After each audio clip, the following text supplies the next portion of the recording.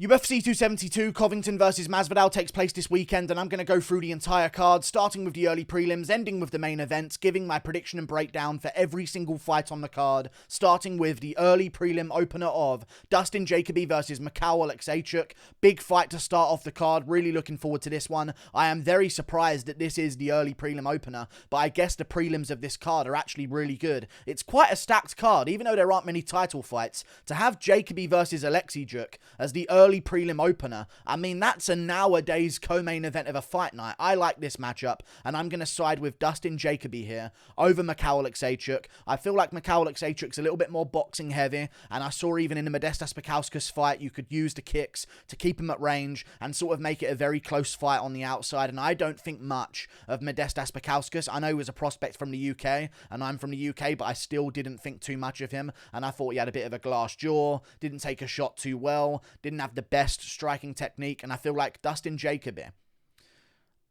has better striking technique than Modestas Bukauskas, better cardio than Modestas Bukauskas, better range and distance control than Modestas Bukauskas, what an annoying name to say over and over again, and also a better chin, more experience, and just better in general. And I feel like he's going to beat Michal Oleksiejczuk by a very close decision. I'll say 29-28. Maybe there's a scare in one of the rounds where Michal Oleksiejczuk lands with that power, because he does have a power advantage here, and maybe he does drop Dustin Jacoby. But this is a full camp Dustin Jacoby, so I think he's going to look very good, and I think he's going to go out there and just keep Michal Oleksiejczuk at range with his kicks. I think the kicks are going to be the main difference. He's got a massive kickboxing background. He's from a great gym as well.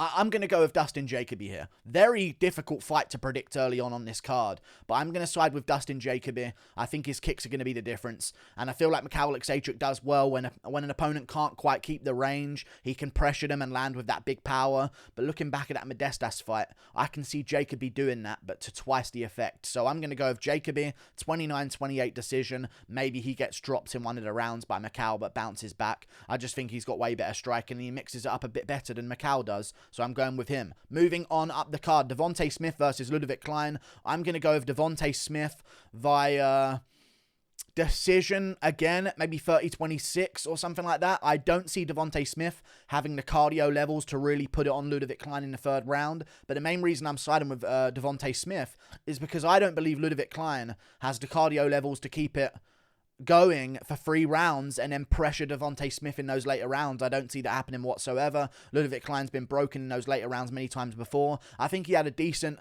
third round at one point in his career, I believe against Mike Trezano. He had some moments in that fight in the third round, but still his cardio levels on average in a high-paced fight, which I do believe this is going to be, don't really do too well over a 3-rounder. You saw that against Nate Landwehr, a guy who put pressure on him, eventually broke him down as the rounds went on. I think Devonte Smith is a guy that needs to be broken. You can either chin him really early on, which, don't get me wrong, Ludovit Klein has a really good chance of doing, but Devonte Smith has an equally good chance of doing that to Ludovit Klein. So the only difference I see is I can trust Devonte Smith more than I can trust Ludovit Klein over the 3-rounder, especially in a high-paced fight.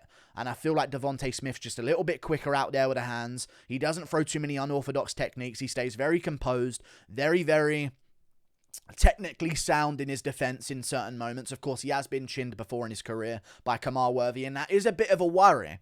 But I'm going to side with Devonte Smith over Ludovit Klein. Klein has just really not impressed me since his debut, or since his first win in the UFC, and I believe his only win in the UFC as well. So I'm going to go with Devonte Smith here. I think he's younger. He's got more to improve on in his game, and I trust him over the 3 rounds. And I need someone who's going to break Devonte Smith, like a Jamie Mullarkey, who we'll get to in a second because he's also on this card. I need someone to break down Devonte Smith over 3 rounds and get to him as the fight goes on. Otherwise, I'm betting on a Hail Mary first round KO from Klein, and I'm not going to bet on that. So I'm going to go with Devonte Smith, decision, beats up Ludovit Klein and is just a little bit faster than him every single round, and Klein can never really get over that hump and start putting the pressure on Smith. So I'm going to go with Smith. Moving on up the card, Tim Elliott versus Tagir Ulanbekov. I'm going to go with Tim Elliott over Tagir Ulanbekov, and I'm just going to check right now what the odds are on this fight, because I really actually do want to know. Tim Elliott, I do believe, is going to win this fight. I have no idea why the odds aren't there. He's a big underdog. Oh my God. He's a big underdog. I'm going with Tim Elliott. I'm going to go with Tim Elliott. I'm going to go with Tim Elliott over Tagir Ulanbekov. He is a big underdog. Are they not watching Tagir's fights? Who's watching Tagir's fights to put those odds up? I get it. He has a Dagestani-sounding name, and he is a Dagestani, and he's around that Team Khabib crew. This is the runt of the litter. Can I just be honest? Of all of the prospects from Dagestan coming up, no one's talking about this guy for a reason. He did not look good against Rodrigo Nascimento, not Rodrigo Nascimento Ferreira, a different triple barrel name. It might have been Rodrigo Nascimento. It's not Rodrigo Nascimento Ferreira. His name is Jalin Nascimento Ferreira. Easy mistake to make. He did not look good in that fight against Jalin Nascimento Ferreira. So I'm actually going to side with Tim Elliott here over Tagir Ulanbekov. And that was when Jalin Nascimento Ferreira took that fight on short notice as well. And just in general, Tagir has never impressed me in his career. I don't see good stand-up. I don't see great grappling. I just see a guy who can get control time on certain people. Tim Elliott pushes a really good pace. He's prepared for this fight. And I think if there's going to be an upset on the early prelims, it's going to be Tim Elliott out-hustling and out-working Tagir Ulanbekov, even off of his back in certain moments with damaging elbows and stuff like that. I don't see Tagir Ulanbekov winning this one. I haven't been impressed with him so far in his career. So I'm going to go with Tim Elliott, man. Zhalgas and Magulov beat Tagir on the regional scene before they both came over to the UFC. Tim Elliott has been in the rankings of the flyweight division. I mean, he's established himself, even with a bad record. Tim Elliott has established himself as a great contender and a good test for a lot of guys coming up. And Tagir is showing all the red flags that a prospect that's about to lose would show.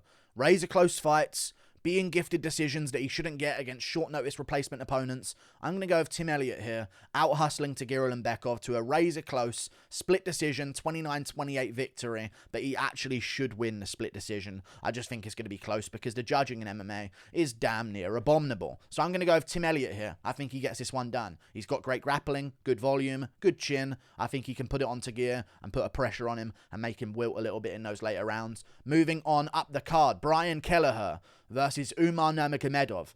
I'm going to go with Umar Nurmagomedov over Brian Kelleher.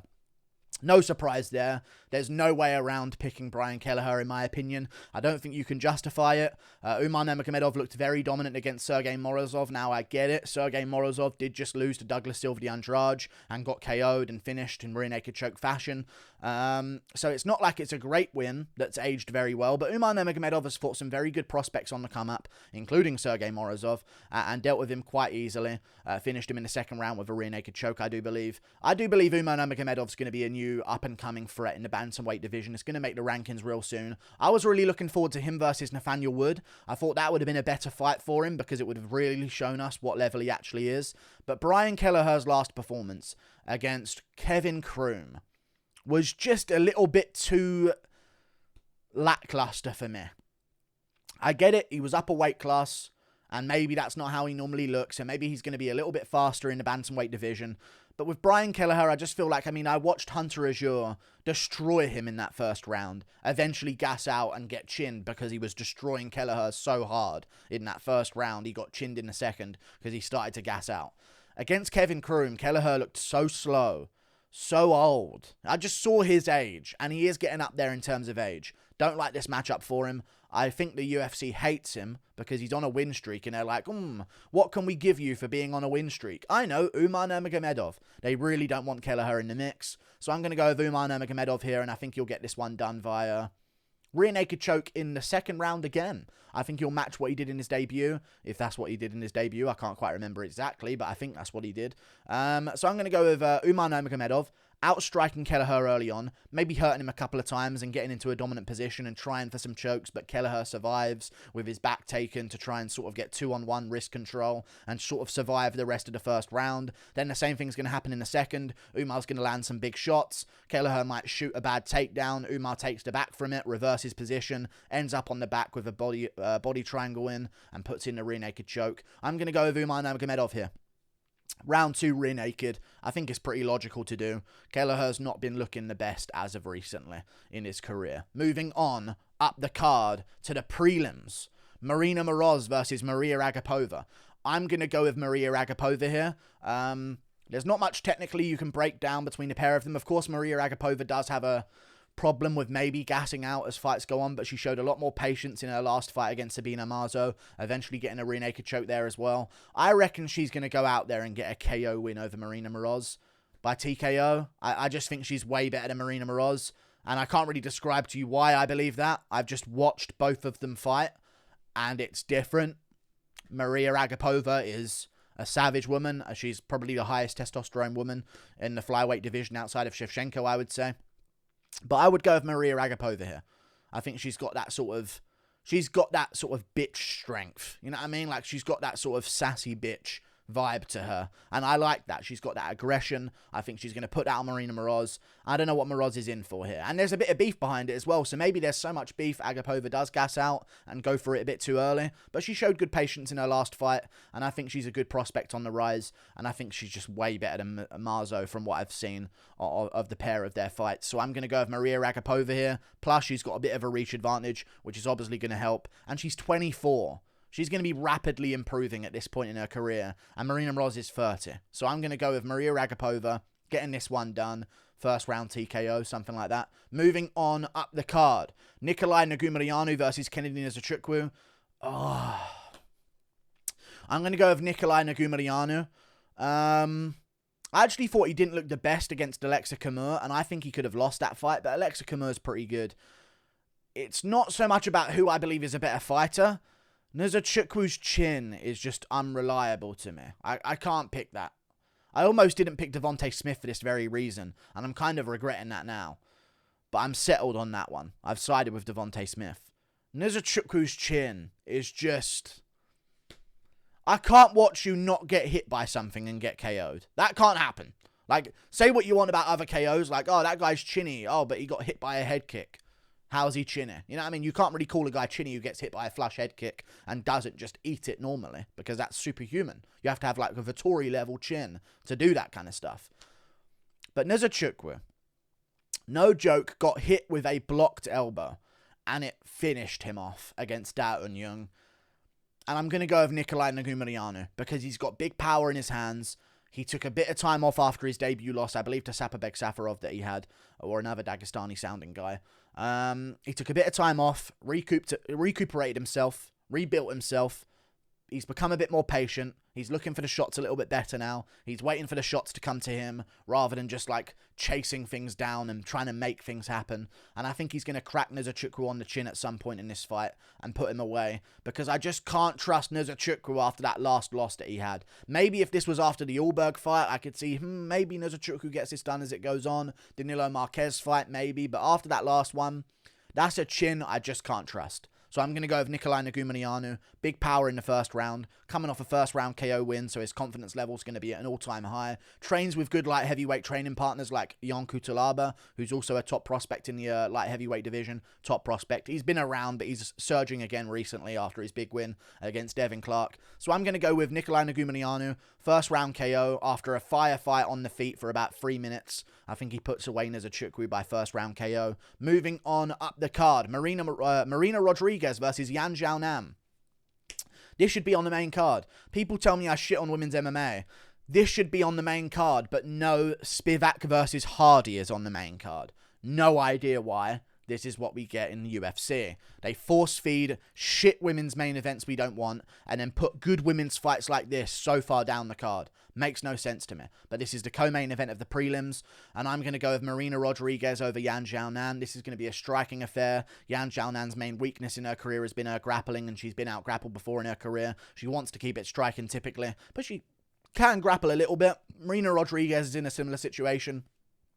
Doesn't want to grapple, but can grapple if she needs to, and can survive against dangerous submission women like Mackenzie Dern on the ground and get her way back up to her feet and escape some bad submission positions. But on the feet, if this is going to stay on the feet for 3 rounds, I'm trusting in Marina Rodriguez. She's recently been 5, so I think her cardio base for a free round is going to be very, very strong here, where it was a little bit weaker earlier in her career. I remember she did slow down quite a bit in her previous fights, but now she seems to have fixed that problem, invested a lot more into her kicks to the lower half of the body rather than headhunting all of the time, going with a front kick to the body, some leg kicks down low as well. Investing in her opponent as well as being more patient has led to her to be able to control her pace over a 5-rounder, so I don't think she's going to gas out in a 3-rounder, and I think she's just a little bit more powerful than Yan Xiaonan, and that's going to be the difference here. Both women trading, Yan Xiaonan getting knocked back, Marina Rodriguez standing her ground. I'm going to go Marina Rodriguez, a little bit more versatile on the feet, a little bit tougher, and I think she's really going to I think she's going to be a champ. I think she's going to become champion of the division. People don't like that opinion, but that's a hot take from me. I'm going with Marina Rodriguez by decision, 30-27. She pieces apart Yan Xiaonan in a competitive fight for 3 rounds. Moving on up the card, Jalin Turner versus Jamie Mullarkey. I'm going to go with Jamie Mullarkey here. Really tough one to pick. Honestly, as 50-50 as it gets on this card. There's a lot of those types of fights on this card, especially the first 2. And then this one here is the headliner of the prelims. I'm going to go with Jamie Mullarkey, though. I was hesitating Jalin Turner, switching back to Jamie Mullarkey.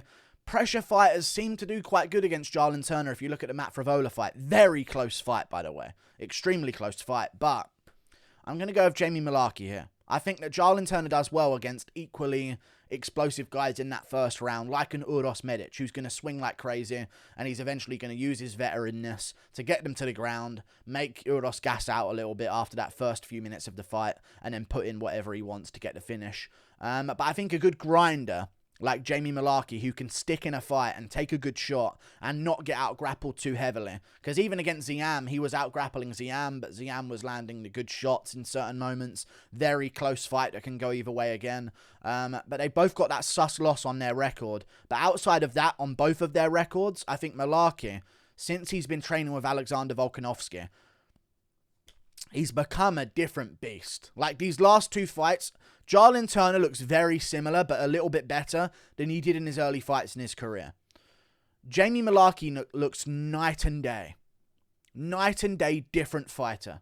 From the guy who showed up against Brad Riddell to the guy that showed up against Devonte Smith, it's night and day. It genuinely is. He's massively improved. And I think that's a case of just being around Alexander Volkanovski, who's given him a lot of tips. I mean, Volkanovski beat him in the past. And of course, after that, a while after that, once Mullarkey started losing, he started to go over to Volkanovski and train a little bit more with those CKB guys and some of the All-Star gym in Australia. I don't know where Volkanovski trains in his off time, other than when he's at CKB, but that's where Mullarkey's been. And I feel like Mullarkey's going to sort of go out there, lose the first round maybe to Jalin Turner on the feet, but I think his toughness and his grit and his chin and quite simply his inbredness, just going to say it how it is going to carry him on to this fight and carry him into this fight in those later rounds. And I think he's probably going to finish Jalin Turner with body shots against the cage and knees against the cage to the body in the 3rd round of this bout. But I think it's going to be very entertaining, very close early on. Jalin Turner edges the first round being a little bit more, I say, physically dominant, a bit more rangier, a bit faster on the feet and stuff like that. But as it gets into those real grit down rounds, I think that's where Mullarkey's going to take the advantage. So I'm going to call a 3rd round TKO for him against the cage, finishing off Jalin Turner. I guess Volkanovski just said as soon as Mullarkey came to train with him, oh yeah, just throw a fucking body shot, man. And then all of a sudden, Jamie Mullarkey's throwing body shots like a fucking savage, like Canelo out there. I think that's going to be a big factor in this fight as well, those body shots.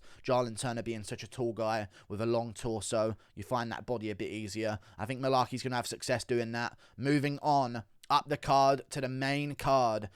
Sergei Spivak versus Greg Hardy. Almost like we're back on the early prelims, but for some reason, they're forcing him down our throats.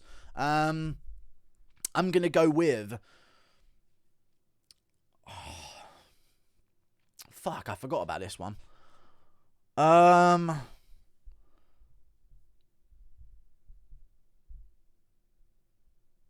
Greg Hardy. Fuck's sake, man. For fuck's sake. Why am I going with Greg Hardy? Why the fuck am I going with Greg Hardy? I'm going with Greg Hardy. I'm so sorry about this. I'm going to see who everyone else is picking right now, just to check. A lot of people are picking Spivak. Oh, God. Am I really going Greg Hardy here? I kind of am going Greg Hardy, man. Spivak is so bad on the feet early.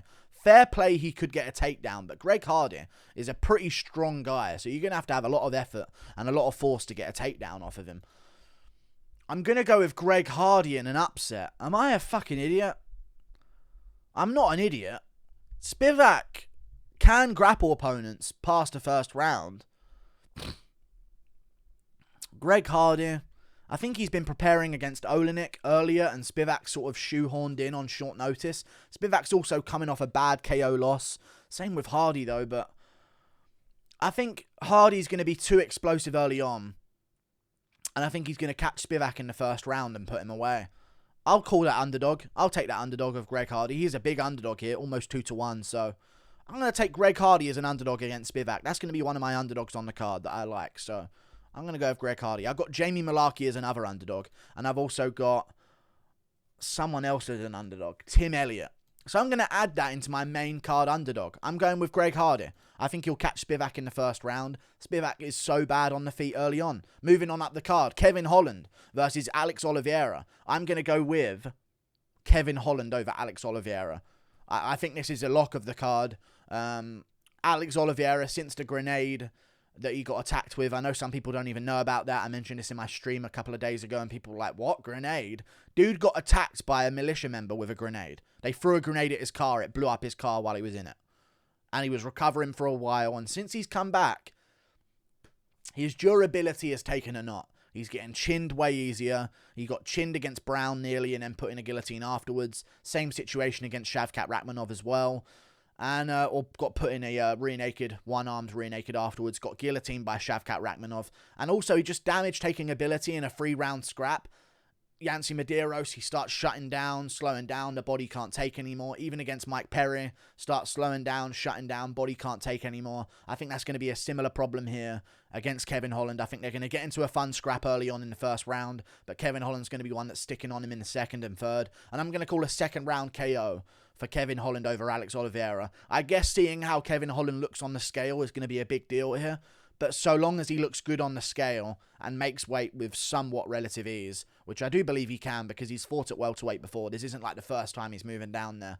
I think this is a gimme fight for Kevin Holland to win. So I'm going to go with Kevin Holland second round TKO over Alex Oliveira. Way rangier, way trickier, and way tougher and scrappier as the rounds go on at this point in his career. Hasn't taken nearly as much damage as Oliveira. I'm going with Kevin Holland, second round TKO. Moving on up the card, Edson Barboza versus Bryce Mitchell. I'm going to go with Bryce Mitchell here over Edson Barboza.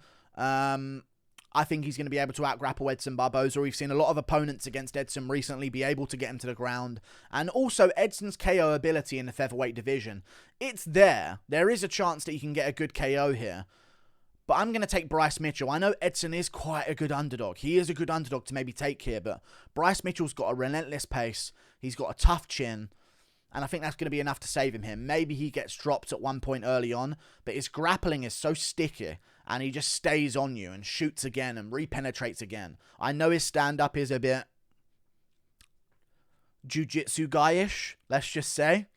But I'm going to trust in Bryce Mitchell to be able to sort of wear on Edson Barboza as the fight goes on. He's going to have a tricky first round where he takes a bit of damage, though. I do believe that. There's going to be some dodgy moments for people who have their money on Bryce Mitchell in that first round. There's going to be some problems from Edson Barboza, being a little bit quicker on the feet, landing some decent shots. But I think Bryce Mitchell, his entries are good, comes in at angles. He's not obviously going to shoot a takedown when he shoots a takedown. It's not like a guy who is just going to shoot non-stop with nothing in between. He's going to throw strikes, then dip underneath for takedowns and stuff like that. And I think if he does that, he's going to be in the back of Edson Barboza's mind the entire fight long, worrying about when he's going to get taken down. That's going to affect his stand-up. And if Makwana Mirkani can get Edson Barboza down in the third and keep on top of him, and even get Edson Barboza down at the end of the first or second, Dan Ige also got down Edson Barboza in that fight. I think a pure grappler who showed what he showed in this fight against Andre Fili, who's a great grappler himself, was able to pin him down in certain moments and win that fight by taking good control.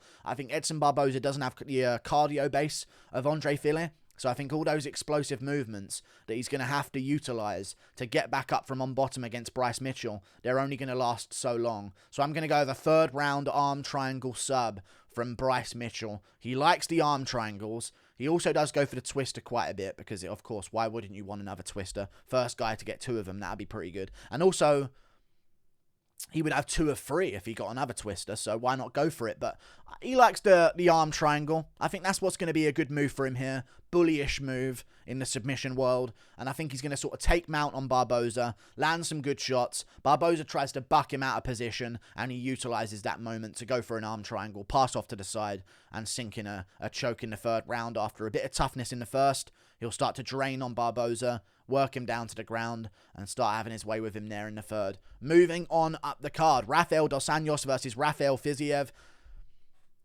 Fiziev, in my opinion, is now a lock. This is not a 5-rounder. So I assume. It might be. And even if it is, I would have picked Fiziev anyway. He was supposed to be the main event last weekend, I do believe, or the weekend before. Something like that. He was supposed to be the main event against Rafael dos Anjos 2 weekends ago, where it was Walker versus Hill. That's what it was. And I was like, Fiziev wins, but who knows in a 5-rounder. He started to slow down in the Bobby Green fight in the 3rd. And if there's any weakness we've seen of Fiziev's game, it's that maybe he slows down as the fight goes on sometimes. But that's at a ridiculous pace against Bobby Green, by the way. But in a 3-rounder against RDA, 5 rounds, in my opinion, was RDA's only chance. He had to wear on Fiziev, take him down in maybe 4 and 5, do some work there, maybe edge round 3 and win it that way. But against Fiziev here, nah. I don't think it's going to work out too well. RDA can't be a pressure-heavy fighter anymore because he's cut down to 155 this late in his career is too tough on him. I don't think he can take those shots on the chin anymore, especially from a guy like Fiziev who's going to have a big speed advantage here. So I don't think he can volume-heavy pressure Rafael Fiziev the way he needs to. And I think that's going to lead to a patient fight. And we've seen in patient fights, Fiziev does his best work. The Renato Moicano fight was quite patient. Ended up landing the KO blow in the 1st round. Early stoppage or not, he probably would have finished him anyway. Even against Brad Riddell, very capable striker. Fiziev looked great in there as well. Found his moments, eventually finding the wheel kick in the 3rd round. So I'm going to go with Rafael Fiziev. 2nd round KO early on in the 2nd. I think Rafael dos Anjos is going to get picked apart in the 1st. Fiziev chewing up his inside leg, knocking it to the side, chewing up his outside leg, knocking him off balance a couple of times, landing some good kicks to the body on RDA, trying to mix it in upstairs as well, landing some good punches on RDA. And I think RDA is going to be very hesitant early on, fail a couple of takedowns. Fiziev shakes him off, lands some good blows on the way back up with knees, and then separates. Starts beating up Rafael dos Anjos in the 1st round. Then I think the corner team of dos Anjos are going to say, listen, do you want this next title or not? We're coming back down to 55 for business. You got to show me out there in a 2nd that you mean business. We got to pressure this guy, give him no space, get right on him. And I think in the 2nd round, after losing the first 10-9 dominantly, I think RDA is going to try and pressure too much, get caught on the chin. Fiziev puts him out in the 2nd round as RDA is trying to pressure forward with like a left hook. Straight on the chin, RDA goes down. Follow-up shots from Fiziev. Fiziev gets it done by 2nd round TKO. Moving on up the card, Colby Covington versus Jorge Masvidal. Covington wins. Of all the ways that I pick fights, I like Covington here. But there's this weird energy in my brain. And this weird energy around that's like, nah, Masvidal's got the upset maybe. And I think it's just the odds, if I'm honest with you. Sometimes when the odds are so wrong, which they are here, the odds are so wrong, I think Covington should be 2-1, not over 3-1. Fuck off. Don't disrespect Masvidal like that. Covington should be 2-1 favourite. And that would be fine. And then I don't think people would really be picking Masvidal. But because it's 3-1 and over 3-1, there's like, this, no way it should be these odds. I'm picking Masvidal. You know what I mean? And there is a chance that Masvidal does land that KO blow and put Covington away, but Covington's got a fucking good chin.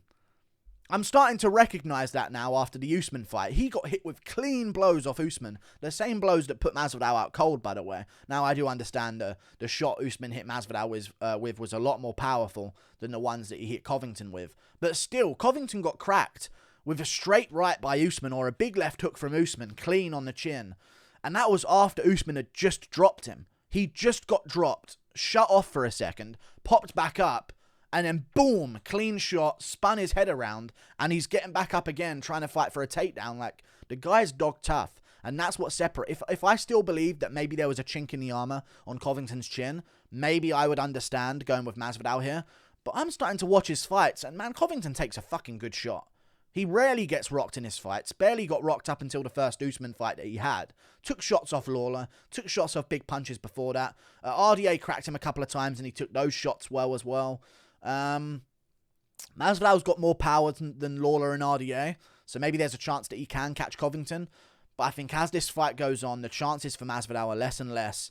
And I think we could see a very similar fight to the first Usman fight, except Covington getting a bit more top position control than Usman did and not so much foot stomps against the cage. I think Covington's going to be out there, playing patient early on, throwing some kicks at range. Masvidal's probably going to be beating him to it in certain moments. Then Covington's going to shoot a takedown on Masvidal, get him down. Masvidal's going to scramble back up to his feet, but that's where the fight begins for Covington, in my opinion. Once Masvidal immediately scrambles out of the takedown from Covington and back up to his feet, I think Covington's going to get on him, push him up against the cage, have his head between his legs, connect his hands, take him down again. Masvidal works his way back up. Covington's got a single leg. Masvidal's bouncing on one leg, trying to punch Covington while he's got a single leg. Covington sort of like hoists him up with like a high single, puts him down again, gets the body lock on the back, knees the fire a couple of times. Masvidal's looking up like yawning, like, oh, this guy, you know what I mean? On my back, doesn't want to fight like a real man. Covington knees to defy again, drags Masvidal down again.